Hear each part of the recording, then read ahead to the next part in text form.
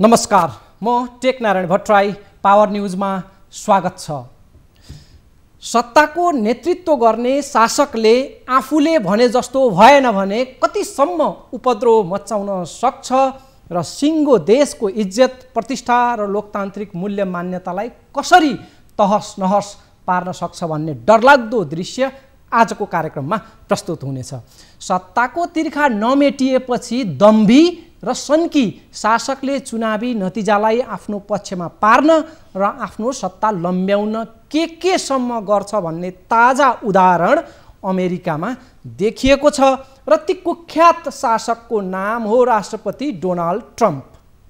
आफूले भने जस्तो भएन भने संसदमै हमला गर्ने, राज्यका संरचनाहरूमाथि धावा बोल्ने र लोकतन्त्रलाई नै ध्वस्त पारिदिने प्रवृत्ति विश्व राजनीतिमा डढेलो जस्तै फैलिएको छ। त्यसको सङ्क्रमणबाट नेपाल पनि मुक्त छैन।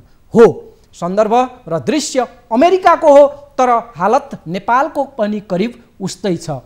यहाँ चर्चा अहङ्कारी राष्ट्रपति ट्रम्पको हुनेछ, तर त्यसको कार्बन कपी अर्थात् ट्रम्पका सक्कल बमोजिमका नक्कल अनुहारलाई पनि यो चर्चा र अब प्रस्तुत हुने दृश्यको फ्रेमभित्र राखेर हेर्ने प्रयास गर्नुहोला। चतुर र निरङ्कुश शासकको नारामा होइन, नियतमा ध्यान दिन जरुरी छ। नारा त कसका पो नराम्रा छन् र, तर नियत तो ठम्म्याउन नागरिक जहाँ तिल मिलाउँछन् मान्नुस् त्यो देश गयो बडखालोमा। अमेरिका त्यो बडखालोमा पर्दा पर्दै बाल बाल बचेको छ, तर त्यसै बचेको नठान्नुहोला। अमेरिकामा त्यहाँका शासक उर्फ ट्रम्पले चाहेर पनि ढाड खुस्काउन नसकेको सग्लो जनविश्वास बचाइराखेको सर्वोच्च अदालत छ। कैयौँ प्रयासका बावजुद पनि ट्रम्पले डगमगाउन नसकेको निर्वाचन आयोग जस्ता निष्कलङ्क संवैधानिक अङ्गहरू त्यहाँ छन्। अमेरिकाको 250 वर्षको गौरवशाली लोकतान्त्रिक साख र अभ्यासलाई त्यहाँको अदालत र निर्वाचन आयोगले ट्रम्पको कठोर पन्जाबाट बचाइ छाड्यो। निरङ्कुश शासकका मिठा नाराभित्र लुकेका विषाक्त चाहनालाई अमेरिकी नागरिकले ढिलै भए पनि ठम्म्याए र निर्वाचनबाट पत्ता साफ गरिदिए। कसलाई? ट्रम्पलाई। अन्ततः ट्रम्प सभ्य समाजका अगाडि घुँडा टेक्न बाध्य भएका छन्। उनले आउने जनवरी 20 तारिखमा राष्ट्रपति पद बाइडेनलाई हस्तान्तरण गरिदिन्छु भनेर जनता सामु कबुल गरेका छन् र अन्ततः आफ्नो हार स्वीकार गरेका छन्।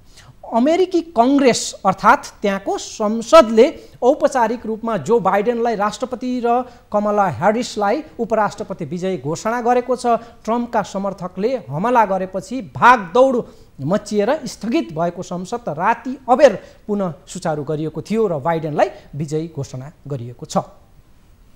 नेपालमा यति बेला ट्रम्प प्रवृत्तिमाथिको व्यापक बहस र समीक्षा निकै सान्दर्भिक बनेको छ। ट्रम्पका उद्दण्ड समर्थकहरूले हतियारसहित त्यहाँको संसद बैठकमा घुसेर हमला गरेका छन् र 4 जनाको ज्यान लिएका छन् भने 100औं घाइते भएका छन्। अमेरिकाको संसदमाथिको हमलालाई नेपालको संसद विघटनसँग जोडेर यति बेला चर्चा गरिएको छ।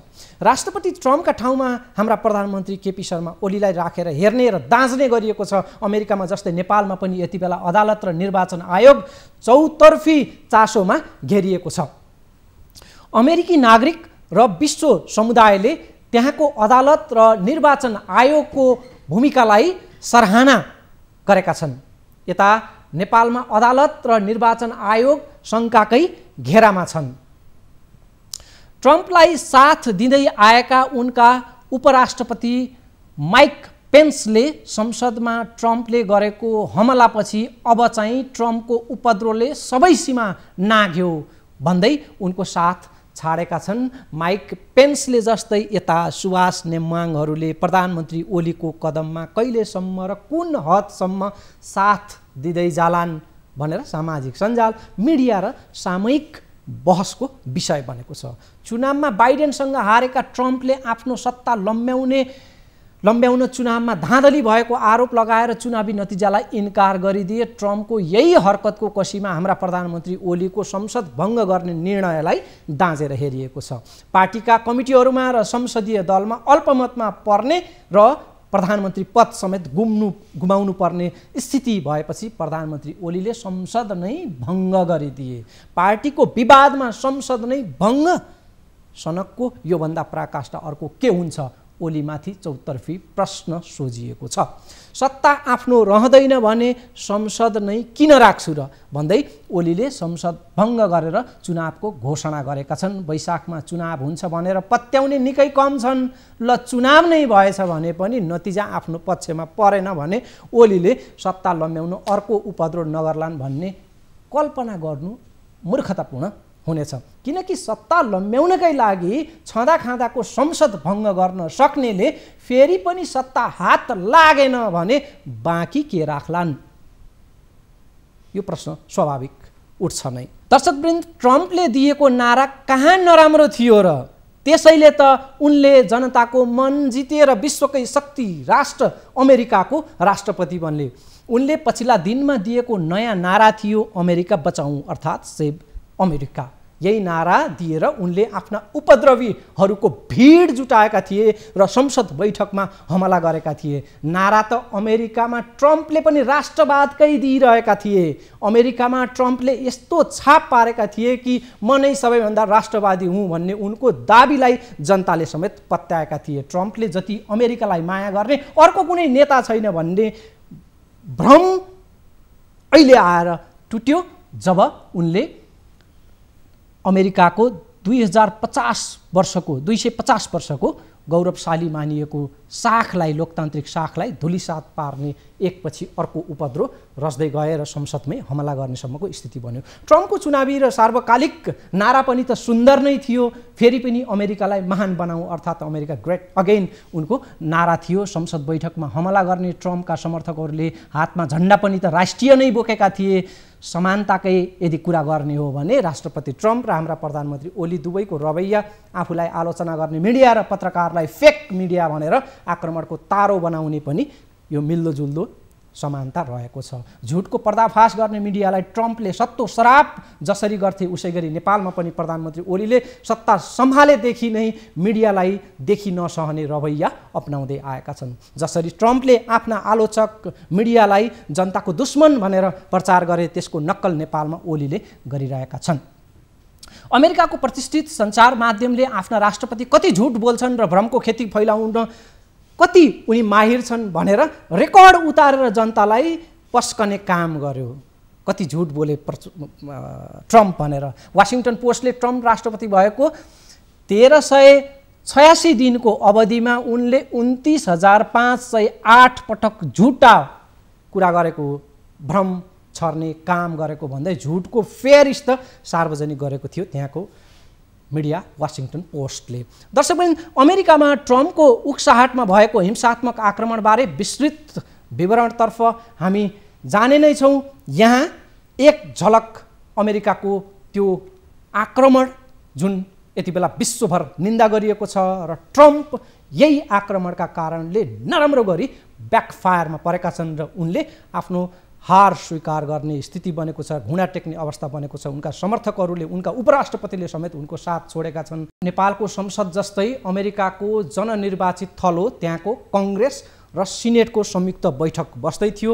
क्यापिटल हिल नामको प्रतिष्ठित भवनमा त्यो बैठक बस्दै थियो। नेपालको नयाँ बानेश्वर स्थित वीरेन्द्र अन्तर्राष्ट्रिय सम्मेलन केन्द्र जस्तै अमेरिकाको क्यापिटल हिललाई यहाँनिर मान्नुस् हो। त्यही भवनमा हतियारसहित घुसेका ट्रम्पका समर्थकहरूले आक्रमण गरेर 4 जनाको ज्यान लिए र सयौं घाइते भए।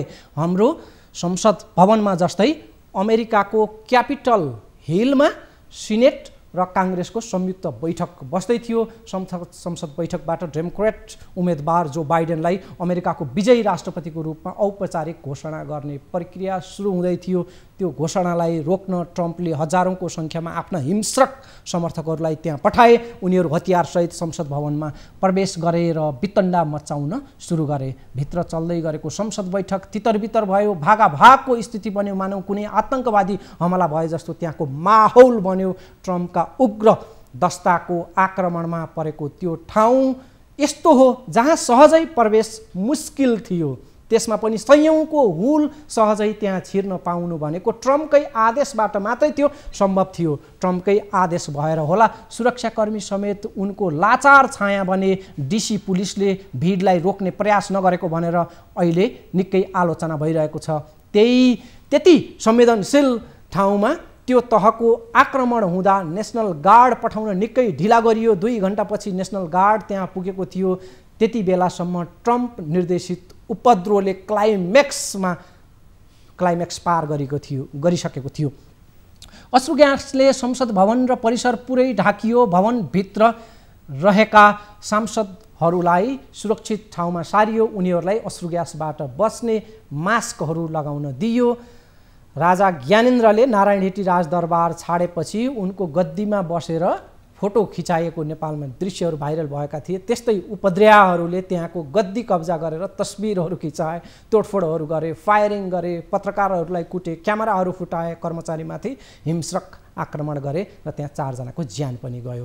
प्रजातान्त्रिक अभ्यासमा विश्वमै उदाहरणीय मानिएको अमेरिकाले भोगेको छ कि एउटा घमण्डी शासक कतिसम्म निर्मम हुन्छ र त्यसले संसदमाथि कसरी प्रहार गर्न सक्दो रहेछ। लोकतान्त्रिक अभ्यास र पद्धतिलाई कुनै एक सन्की शासकले कति डरलाग्दो गरी ध्वस्त पार्न खोज्दो रहेछ भन्ने पाठ विश्वले अमेरिकाबाटै सिक्ने दिन आएको छ। नयाँ राष्ट्रपति घोषणा गर्ने अन्तिम प्रक्रिया चलिरहेको बेला ट्रम्पले गराएको हमलाका कारण त्यहाँ उपस्थित सांसदहरू अर्थात् कङ्ग्रेसमेन र सिनेटरहरू भागाभाग गरेको दृश्य अमेरिकाको लागि मात्रै होइन विश्वकै लोकतन्त्र र राजनीतिक इतिहासमा एउटा ठुलो दुर्भाग्य बनेर स्मरणमा रहनेछ।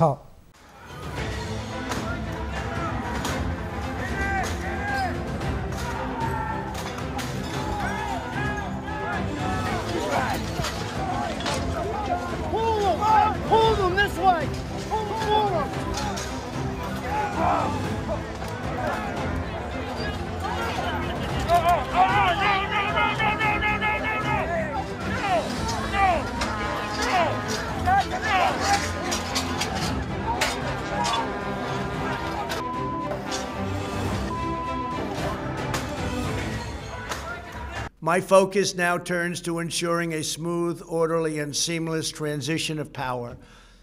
This moment calls for healing and reconciliation. And to all of my wonderful supporters, I know you are disappointed, but I also want you to know that our incredible journey is only just beginning. Thank you, God bless you, and God bless America.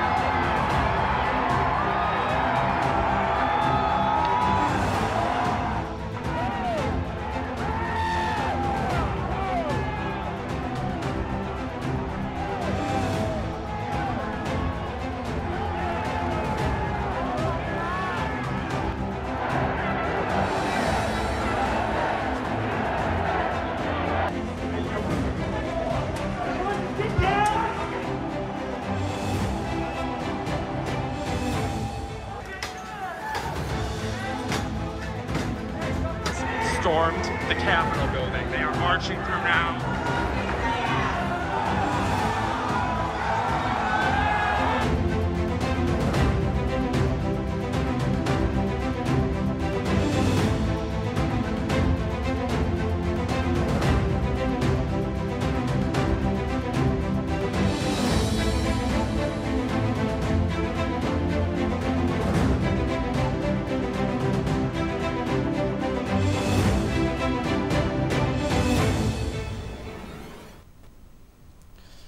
अमेरिकामा राष्ट्रपति ट्रम्पका समर्थकहरूले मच्चाएको उपद्रव यति बेला विश्वभर चर्चामा छ र अमेरिकाको 250 वर्ष लामो लोकतान्त्रिक त्यहाँको प्रजातान्त्रिक एउटा गौरव त्यो शाखमाथि ट्रम्पले पानी फेरिदिएका छन् र अमेरिका यति बेला चौतर्फी चर्चाको विषयमा छ र राष्ट्रपतिलाई उनकै दल रिपब्लिकनका नेताहरूले उनकै दलबाट समेत बाँकी रहेको अवधि पनि राष्ट्रपतिमा अब बाँकी रहन दिने कि नदिने उनलाई तत्कालै राष्ट्रपतिबाट हटाउन पनि सकिन्छ कि भन्ने तहसम्मको उनको त्यहाँ विकल्प खोजिने स्थिति बनेको छ।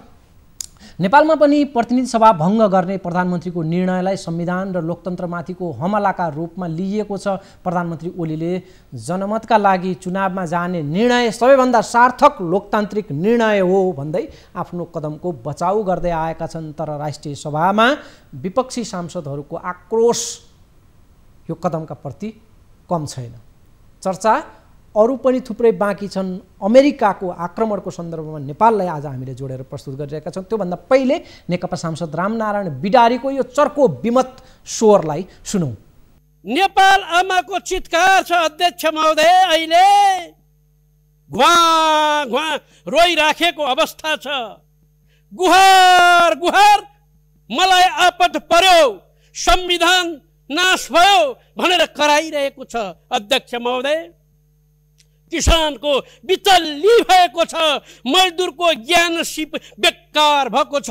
धन मान मोच खोसा खोस ठगाठग गर्नेहरू सरकार र यसका मतियारहरू तल्लीन भएर बसेका छन्।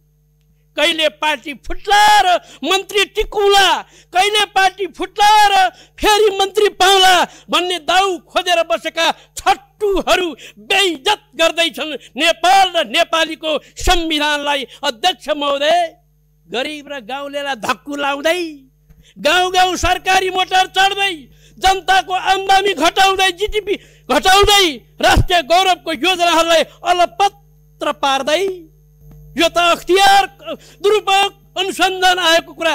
जग्गा दर्ता गर्दा घुस खाने, ठेक्का पट्टामा सरकार मिल्ने, कृषि अनुदानमा काला सम्पत्तिलाई शुद्धिकरण गर्ने, हरेक क्षेत्रमा दलालै दलालको वर्चस्व भयो।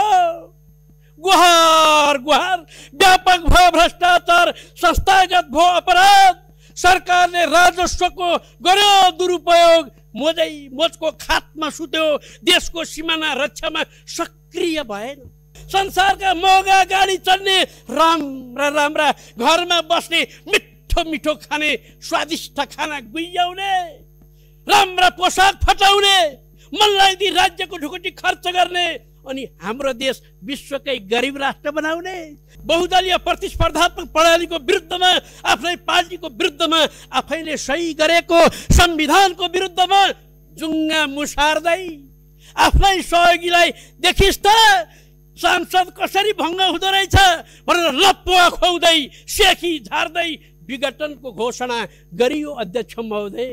त्यसैले आमा गुहार गुहार भन्दै छिन्। म दलको बैठकमा आउँदिनँ, म दलको निर्णय मान्दिनँ, म संविधानमा भएको कुरा पनि नभएको कुरा पनि गर्न सक्छु।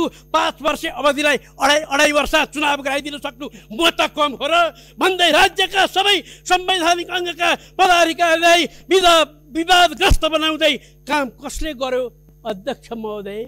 कसले गर्यो? कसले जवाफ दिन्छ? प्रधानमन्त्रीले दाबी के भन्नुहुन्छ? पार्टीले काम गर्न दिएन, अध्यक्ष असफल। पार्टीले काम गर्न दिएन भने पार्टीको अध्यक्ष असफल रहेछन् भनेर जान्नु पर्यो। संसदले अविश्वास ल्याउने तयारी गर्यो, मलाई डर लाग्यो, म त तर्सेँ अनि भङ्ग गरेँ भन्यो भने प्रधानमन्त्री असफल भयो त अध्यक्ष महोदय। विवाद पार्टीमा भयो, प्रहार संसदलाई गर्ने, देशमा जनतालाई गर्ने, विवाद पार्टीमा भयो, जनता र व्यवस्थाका विरुद्धमा गर्ने, संविधानलाई शक्तिहीन बनाउन खोज्ने। अनि अर्को कुरा आउँछ ताजा जनादेश। के भने ताजा जनादेश प्रधानमन्त्रीको हुकुमबाट हुने कि संविधानबाट हुने? के बरी भने के हो, कालपालको भन्ने पो डर हुन्छ भन्ने उखान छ नि, हो भने जस्तै अब 3 महिना पछाडि कुनै युगमा चुनाव भयो, वैशाखमा 1 हुन्न, 2 हुन्न, 3 हुन्न, प्रधानमन्त्रीले फटा बोल्यायो भने साबित हुन्छ। त्यसो भएको हुनाले मेरो आग्रह छ प्रधानमन्त्रीले जुन प्रकारले विघटन गर्नु, म प्रधानमन्त्रीको व्यक्तिगत विरोधी होइन, केपी शर्माको विरोधी होइन, तर उहाँको कामको राष्ट्रिय सभामा सांसद रामनारायण बिडारीको अभिव्यक्ति। दर्शकवृन्द, हामी अमेरिकी राष्ट्रपति ट्रम्पको सनक, त्यहाँको संसदमा भएको हमला र त्यसैको कसीमा नेपालको पछिल्लो राजनीतिक घटनाक्रम र नेपालमा पनि बढ्दो ट्रम्प सिन्ड्रोममाथि चर्चा र समीक्षा गर्दैछौँ। एउटा सानो ब्रेक, त्यसपछि चर्चा विस्तृतमा हुनेछ।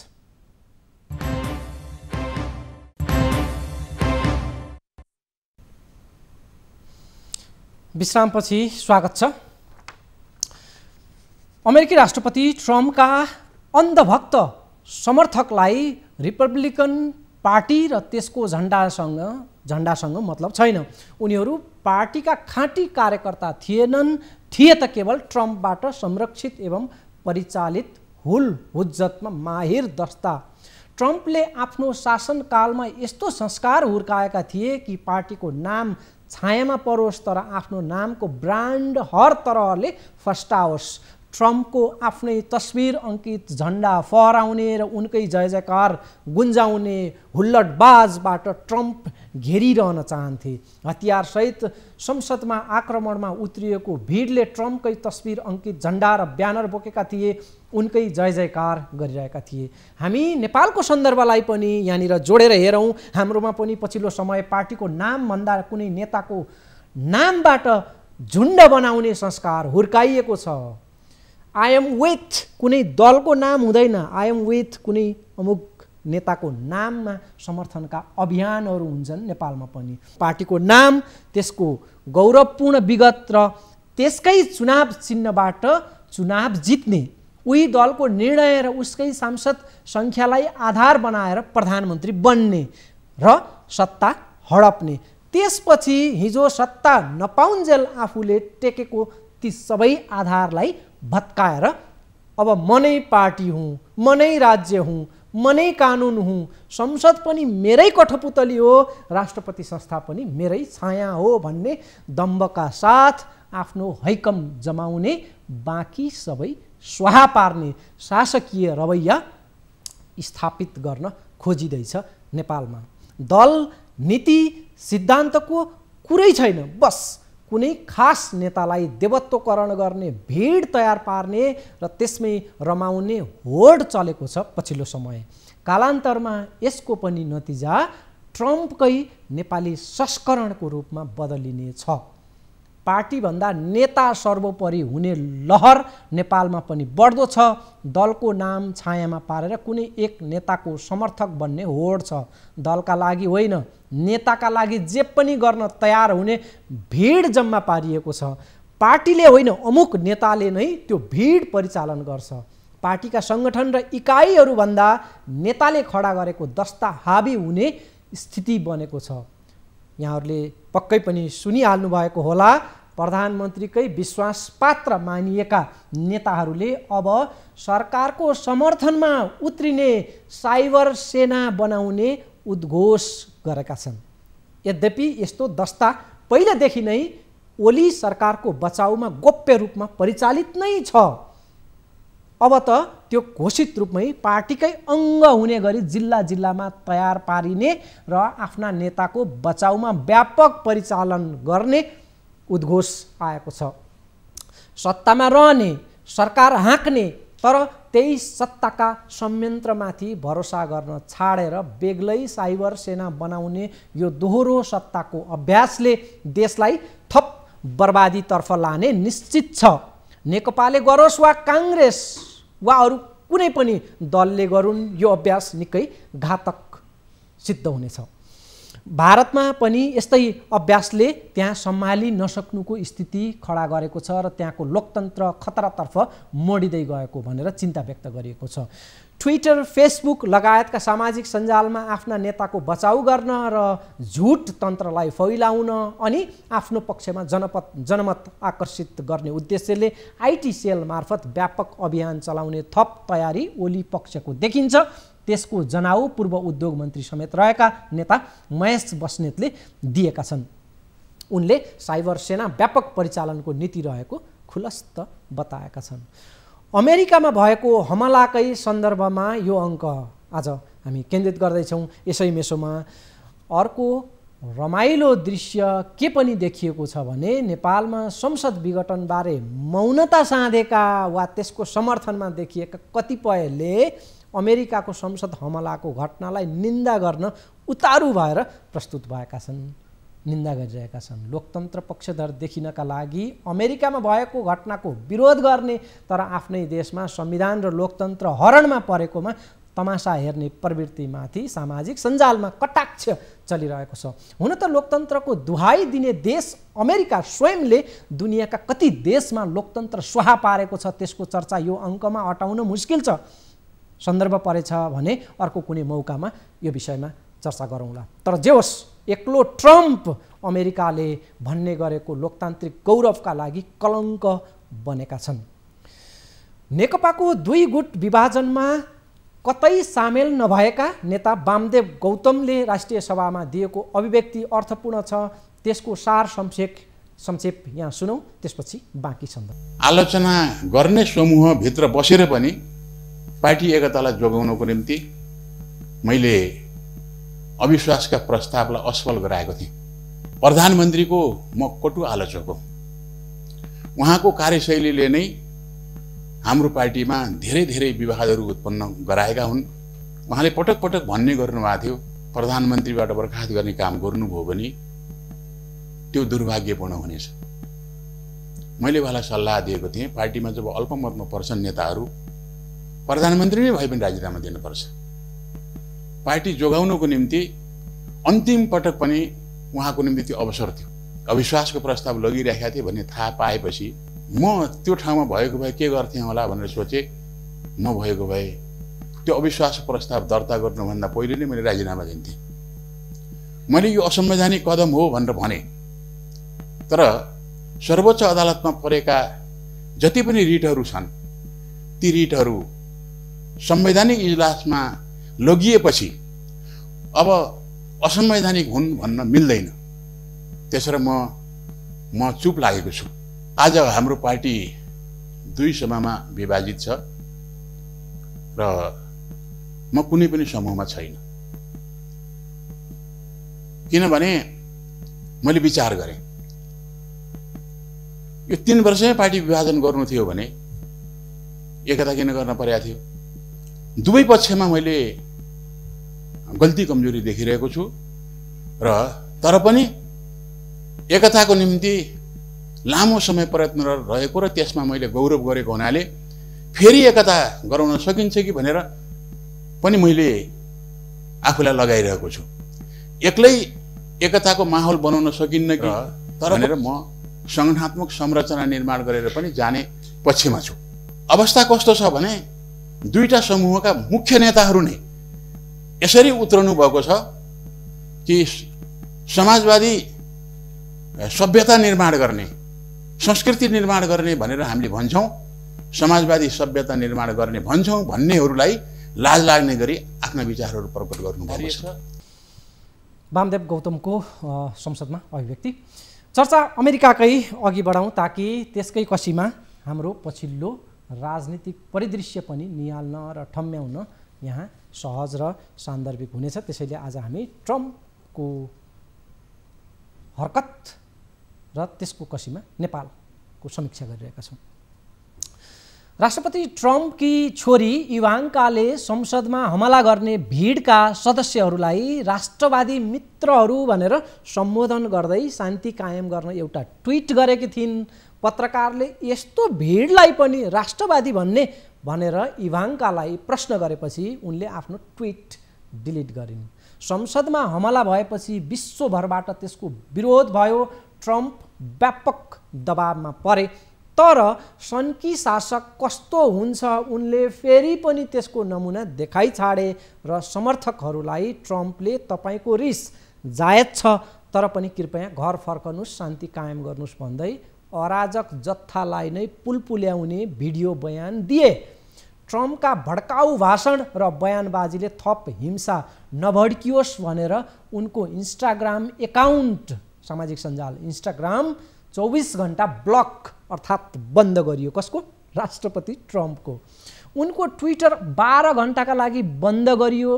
ट्विटरले बन्द गरिदियो, युट्युबले ट्रम्पको त्यो भिडियोलाई नै युट्युबबाट हटाइदियो, स्न्यापच्याटले ट्रम्पको एकाउन्ट नै लक गरिदियो। सामाजिक सञ्जालहरूले राष्ट्रपतिबाटै लोकतन्त्रमाथि हमला भएको र हिंसा भड्काउने काम भएको ठहर गर्दै ट्रम्पको सनकमा लगाम लगाउने साहस देखाए। त्यो अमेरिका हो।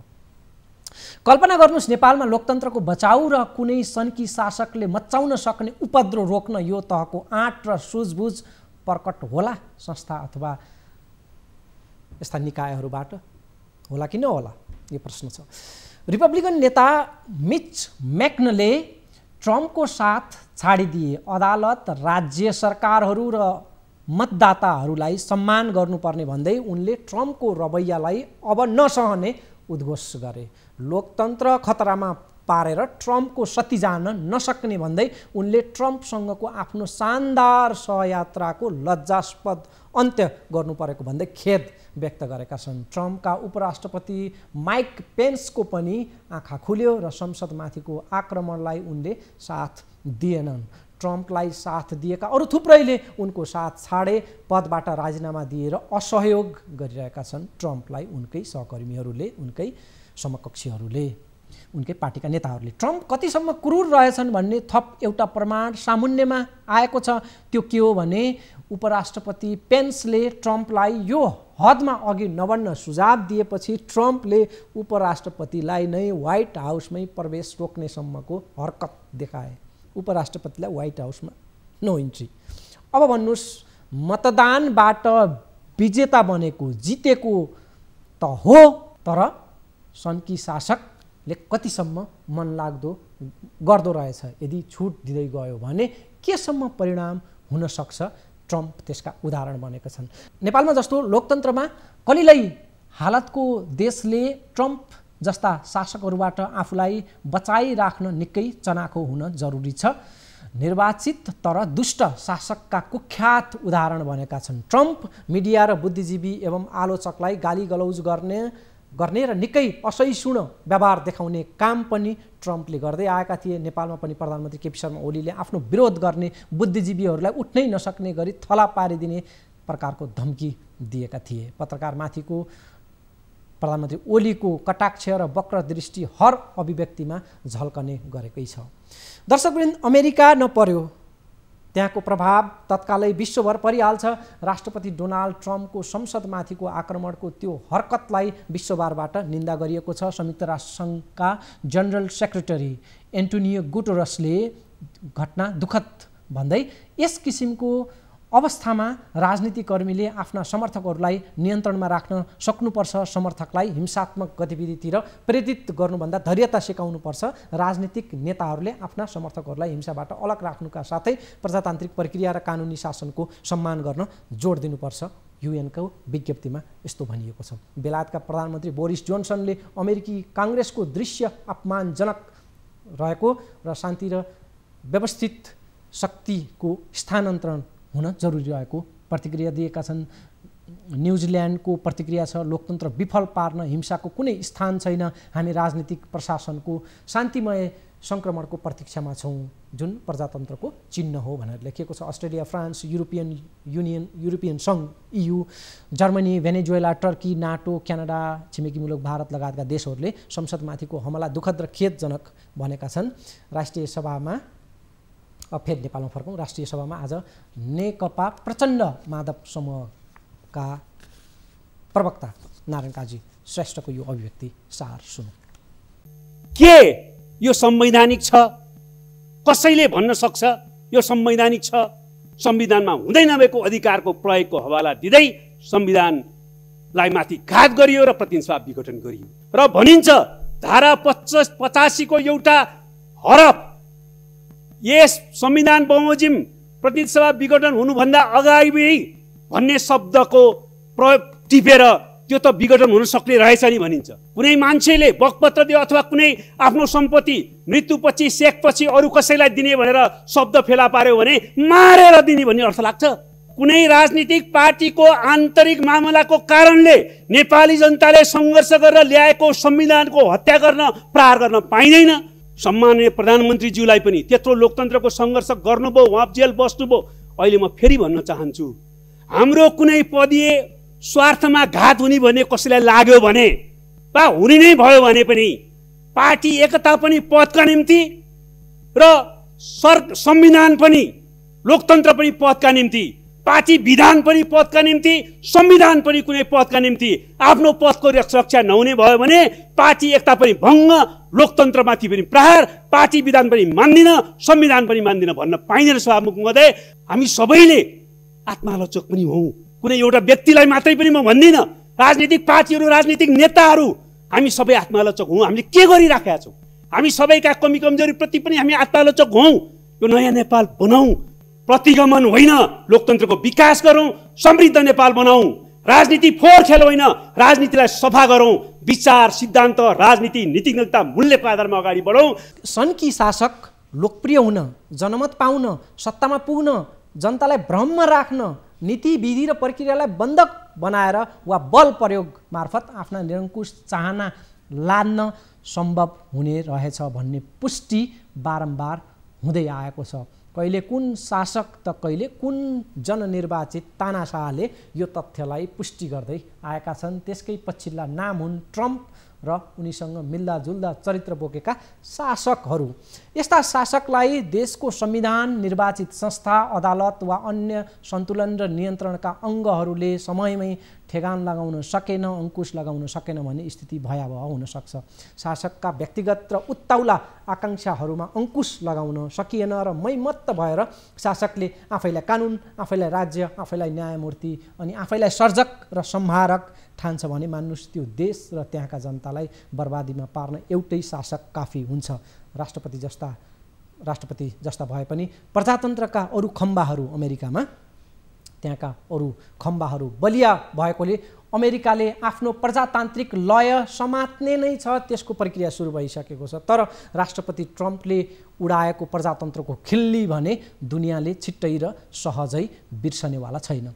र अन्त्यमा दर्शकवृन्द, कुनै पनि नेता राष्ट्रवादी कहलिनकै लागि निकै उत्ताउलो देख्दै हुनुहुन्छ भने बुझ्नुस् त्यो असली राष्ट्रवादी नहुन सक्छ। जे छ त्यो देखाउन जरुरी छैन, उत्ताउलो हुन जरुरी हुँदैन, त्यो स्वाभाविक देखिँदै जानेछ। म जति बाहिर राष्ट्रवादी हुँ भनेर देखाउने प्रयास गर्छु, मान्नुस् म त्यति नै नक्कली पनि हुन सक्छु, किनकि नक्कली र कमसल सामान सहजै बिग्दैन।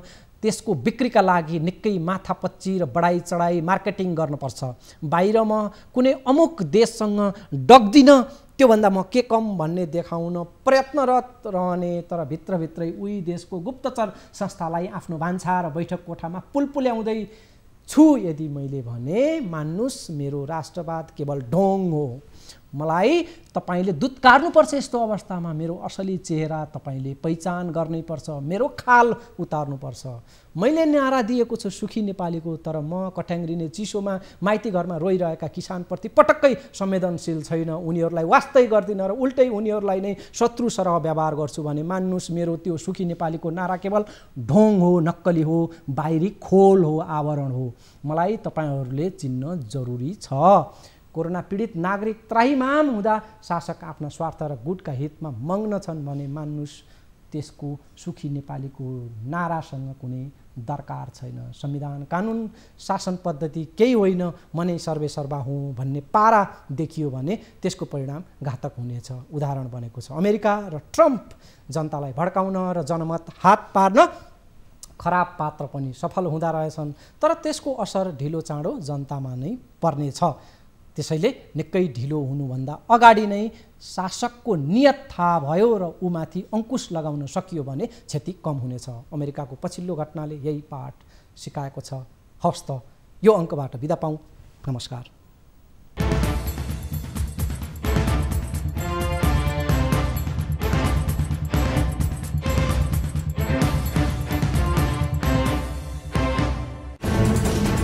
कोरोनाले सृजना गरेको सङ्कटमा पल पलका न्युज अपडेट र हर क्षेत्रको कभरेजका लागि न्युज 24 नेपाल युट्युब च्यानललाई सब्स्क्राइब गर्नुहोला।